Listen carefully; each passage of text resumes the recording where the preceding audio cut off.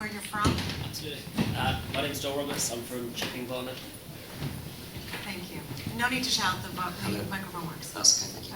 Okay. My name's Joel Roberts, I'm from Chipping Barnet. I have a question for Mr. Dismore, which is, why should the Jewish community trust him as a representative of the Labour Party to represent us in the wake of quite literally countless acts of anti-Semitism in his party? Okay, I'm sorry, I'm just going to stop you. I'm going to ask you please to rephrase your question so it's open to all the candidates, so we don't have one question directed at a specific candidate. Okay. So you can rephrase it. And speak more clearly, please. Okay, I will try. I'm sorry. It's okay. I guess then to all the candidates, how would you defend your party's record on tackling anti-Semitism, and why should the Jewish community trust you to represent us? Okay. Repeat it so I couldn't hear you. Thank you. Okay. I believe the question was... Yeah, could you just say it again? Yeah. It's better without the microphone, I think. Go ahead. Absolutely. How would you defend your party's record on tackling anti-Semitism, and why should the Jewish community trust your party to represent us at the New City Hall? Okay, with your permission, I'm just going to edit the question because I think that they've addressed the first half. The second half is very interesting. The second half of your question is very interesting. What was that? Okay. How would you defend the record of your party on its approach to anti-Semitism in London? Okay. Would you like to start? Yeah, sure. Okay, again, just 90 seconds. Okay, yeah. Well, I referred to this article in the Jewish Chronicle. We had a chap who was the London regional chairman, so fairly high up, a chap called Hellings, who I think whilst under the influence of drink in a bar made a very, very anti-Semitic remark to Nigel Sussman, who's the chairman of one of our branches. He was immediately excluded and made to stand down. And I say immediately, I'm talking about within a day. Now, there's not many of the other parties that act that quickly, so I'm very proud of the fact that we did respond immediately. It was unfortunate that he was in our party. He actually came originally from the Labour Party, but we won't go into that. Not going to disparage. No. Okay, thank you. Okay. Would any of the candidates like to respond? Yeah. Go ahead, Zack. I'm a massive advocate of free speech. So questions like this always make me slow down. Having said that, free speech absolutely comes with a responsibility. And as soon as you cross that line to anti-Semitism or racism, it cannot be tolerated. With that, I'd encourage political parties to have independent bodies. So when an instance like this happens, someone decides who isn't a party member or who isn't involved with the higher echelons of the party to have a look at what exactly is going on and then discipline people accordingly. Okay. Anybody else would like to respond to that? Yeah, It's about defending your party's record on its approach to anti-Semitism in London. yeah, absolutely. If you go onto the web and look at the webcast of my party's spring conference in Harrogate, you'll see an example of our standard procedures in operation. Every delegate at the conference gets a yellow card, which he or she is to raise if there's an issue which excludes anybody, for being Jewish, for being homosexual, for being Muslim, whatever it is. And if you watch the webcast of the conference, you will see from time to time those yellow cards go up. Our record on exclusion is unbeatable.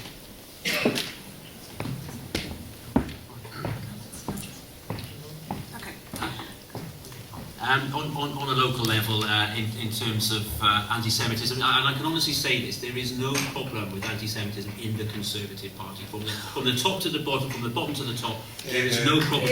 I've not experienced it, I've not seen it, and certainly is not anywhere near the problem that is in the Labour Party. We have a very strong Conservative Friends of Israel, and the group there. And I know you shouldn't confuse the two, but at conference it is the best attended reception there, and our Jewish members are made to feel very welcome. We have lots of Jewish councillors in Barnet, where I'm a councillor, and as I say, reeling back from the anti-Semitism, but looking at all hate crime. As I say, Barnet Council, led by the Conservatives, was the first council in London to sign up to a multi-faith forum to foster cohesion amongst the communities. We very passionately believe in that, and there will be no place for any anti-Semites in the Conservative Party, and they will be very, very quickly slapped down by politicians of all levels in the party. Well, all I I'd say to that is, what about Alan Duncan, who had some rather peculiar remarks to say not so very long ago, and against whom no action has been taken, the Civil Liberal Democrats. Any party that says there is no problem whatsoever is living in cloud cuckoo land.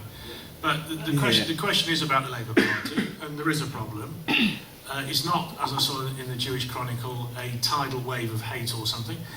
It is a relatively small number compared to the hundreds of thousands of people who are members in the Labour Party. But it is shaming to us, and it is distressing to the 99% plus of members who repudiate entirely such views. And it's for those of us who are not Jewish to create the kind of party where anti-Semitism is not welcome and is clearly stamped out. People, I think the question is, how can they trust me? Well, I think my record over the best part of 20 years representing the community speaks for itself in that respect. Action is being taken. To my mind, we were very slow off the mark when we had that huge influx of new members last year, and I think a lot of the people we're concerned about came in last year, but only last week, if you read the Ham and High, you'll see we excluded somebody in Camden, as council has just been suspended in Kensington, and similarly around the rest of the country.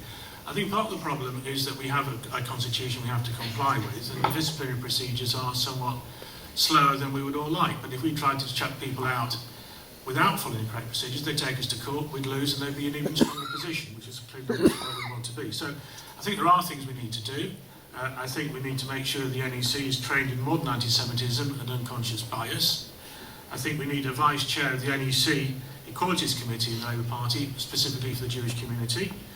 I think we have to have a lot more resources in our compliance unit to deal with these sort of complaints to make sure they're processed much more efficiently. I think we also need to clarify our rules to make it absolutely clear that any anti-Semitism will result in a lifetime ban from the party. I think we need to have third-party reporting. I think we need to have an independent ombudsperson to deal with any complaints where people think we've not dealt with the complaint properly. I think we need to have groups for Jewish youth and student members organising on their own within universities, within labour clubs, so they don't face the problems that we saw in Oxford, which are being examined and inquired into by Jan Ryle, and I think everybody has good confidence in.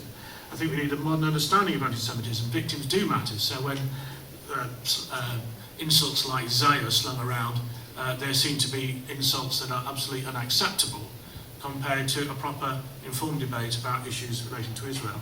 And I think now that the Jewish Labour movement has extended its membership to non-Jews, those of us non-Jews, and I should be doing the same, should be joining to express our solidarity with the Jewish members of our Labour Party, who are numerous, who are active, and who occasionally need support, but I think they're doing a pretty good job setting up for themselves within the party now to make sure this problem is tackled.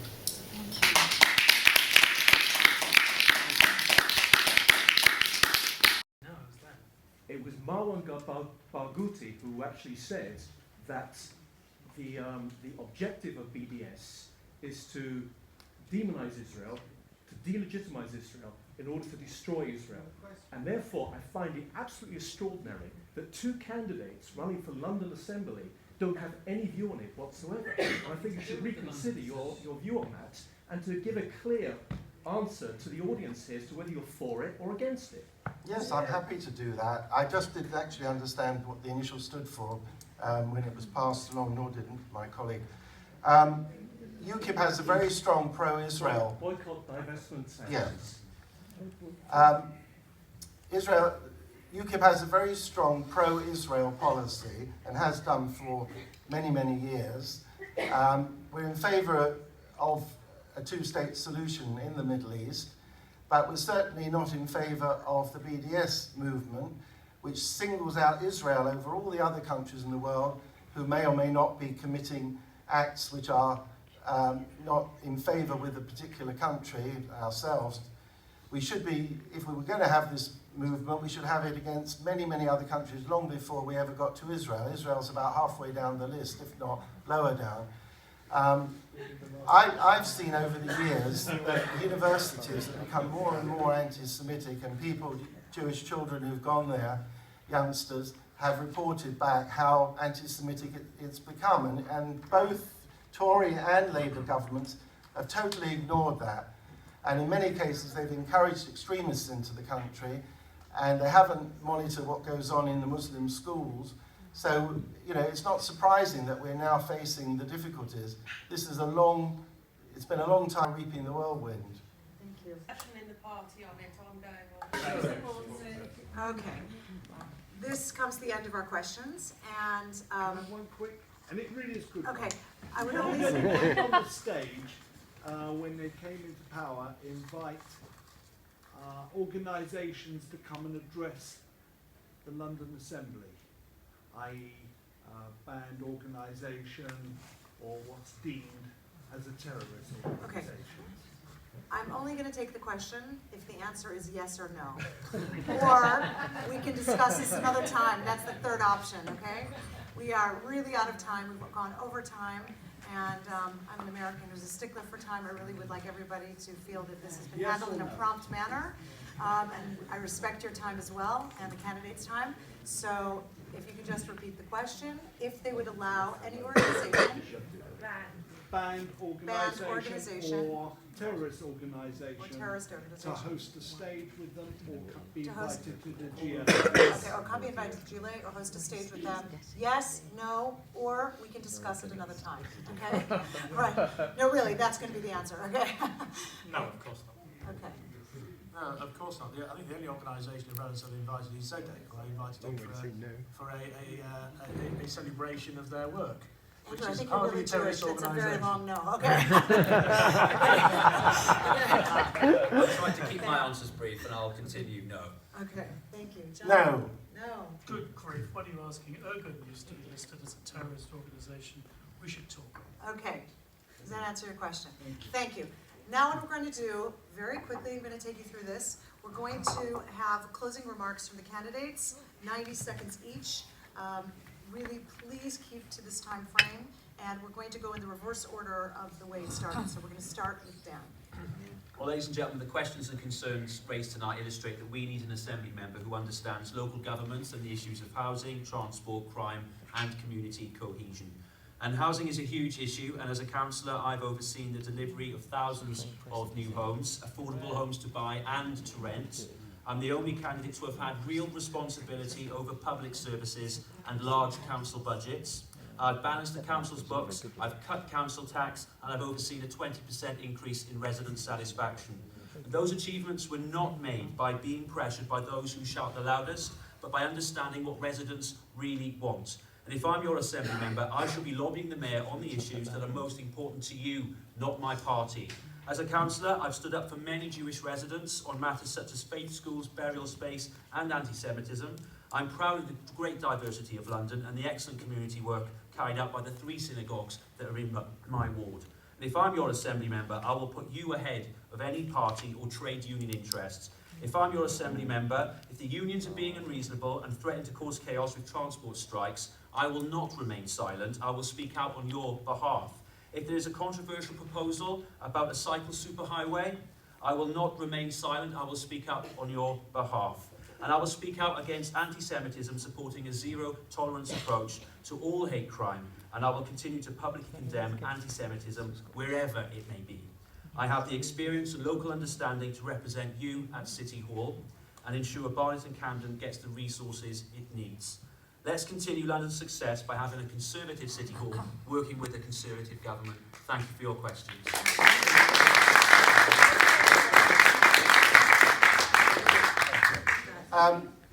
UKIP is a very much smaller party than the Conservatives or Labour, but what we would like to do is get a few people on the London Assembly. Will probably come through proportional representation, which you probably know is part of the voting procedure for the London Assembly, and we will then hold them to account and make sure that they do the stuff that they promised to do. Because I'm proud to live. My neighbours are Jewish, and I'd like when you hear cries asking you to rise up or take measures which might disrupt the community, to think of the words of my neighbour, Lenny Hoffman, Lord Hoffman. The real threat to the life of the nation and the sense of people living in accordance with its traditional laws and political values comes not from terrorism, but from laws such as these. I'm very proud that he's my neighbour who struck down the anti-terrorism laws. Thank you. Andrew. Yes, well, I think first of all I'd say that I have been and will continue to be an assembly member for both boroughs, and that means taking up issues in both boroughs, not just the West Hampstead Tube, for example, but big issues like HS2, where I've petitioned the House of Commons, I've nearly finished my petition in the House of Lords, I've appealed for the House of Commons Committee to represent residents. And there are smaller issues, like most recently the Parliament Hill Cafe campaign, which I'm pleased to say has been successful so far. And on the CS11, I've made my position clear on that. I've actually put in written representations about it. I don't know if any of the other candidates have done that. I suspect probably not. So this job is about holding the Mayor to account. It means being able to question the Mayor, to challenge the Mayor, and to put forward proposals to the Mayor. And I think I've shown that I've been able to do that successfully over the last 4 years. In the last few seconds, I'd just like to end by referring to the one bit of the manifesto we didn't talk about, which is the cultural heritage and social action. And one thing I think is really important is that we do reflect on London's wonderful Jewish heritage. And one of the things that I've been trying to do, and unfortunately not with Boris Johnson in charge, is to get London and partners, whose job it is to publicise London for outside investment and outside tourism, to do something about promoting Jewish heritage. Because I think we ought to be able to, on the anniversary of Cable Street, 9th of October this year, to actually do something to commemorate Jewish cultural heritage. And I'd like to see us have a Jewish cultural trail built on the back of that anniversary, so that people who come to London, of a Jewish faith or otherwise, who are interested in that heritage, can actually follow a trail and look around all the wonderful things in the East End and everywhere else that commemorate Jewishness in our capital. Fantastic. First of all, thank you very much for coming out tonight. It's been a nice, energised debate. It's a shame that it's been an all-male panel, but Joelle, I feel like you've more than handled. I feel like you've more than kept us in order. So thank you very much. One of my favourite thinkers and intellectuals of kind of my time alive is the former Chief Rabbi, Lord Jonathan Sacks. He has a book he's written called The Home That We Built Together that I've been reading recently. I won't repeat the whole argument because I'm sure people in the room are aware of it, but very quickly. The idea is that you can build a society or build a home in a certain way. You can build it like a B&B, where people stay in your society, but they have to live by your rules. This is how they said that Jews coming over and the Irish kind of a little bit later on were treated at first, not straight away cohesive in society, but with a little bit of these ideas are strange. You can live as a hotel, which is a bit more what we have now, which is where you all have your corners of society, and everyone has their own rules, and people generally get along, but it's not really a home. But then what you can really have is a home, which is a cohesive society, which is an intercultural society, where everyone has their heritage, and I would absolutely support Andrew's call to support Jewish heritage for Hanukkah in the square, for instance, in Trafalgar Square. Fantastic initiative. But I think we need to be reaching out to communities more. And one way we can do that are some of our Liberal Democrat policies we've been talking about today. Building 200,000 homes so rent prices can come down, so people can actually get on that housing ladder. Tackling air pollution so we can actually breathe the air in London and it's not dangerous or causing premature deaths. And making sure that we have police on the streets, local community policing, so we know the police officers and we can really tackle hate crime and anti-Semitism. The constituency is often called a two-horse race because it's always been won by a Labour or Tory candidate. I would ask this personal request from you. I'm also on the Assembly list. You have 3 votes on May the 5th.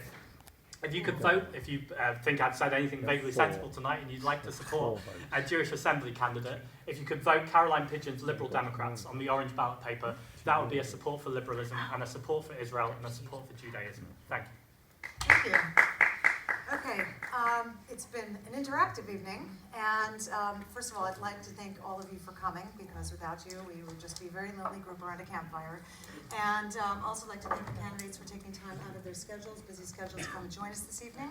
The London Jewish Forum, specifically Joe Vincent, the director, who has put so much work into organizing the representation of the Jewish community in the lead up to the mayoral candidacy, and also in general, in terms of the future of the Jewish community. And I'd like to end with just a concept of what citizenship really means.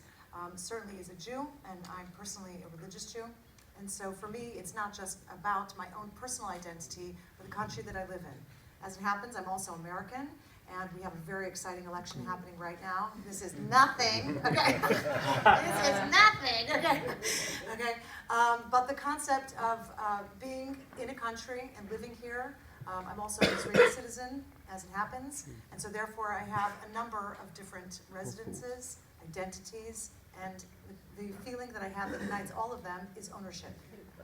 And as a resident here, as somebody who lives here, as a citizen here as well, there is a feeling of responsibility to the representatives of the city and of the government, and mine toward them and them toward us. And I hope this evening has given all of us some sense of that ownership. So I'd like to thank everybody, and especially JW3 for hosting a really wonderful evening. I'd like to encourage everybody in the next 3 weeks to circulate the London Jewish Manifesto through social media, through your friends, download it, share it please, take more copies, give it out, post it the old-fashioned way, whatever it is. Discuss it around your tables. And I'll finish with a Jewish thought, like Mordechai said to Queen Esther, if you don't vote, if you don't do it, somebody else will. Thank you very much. Have a good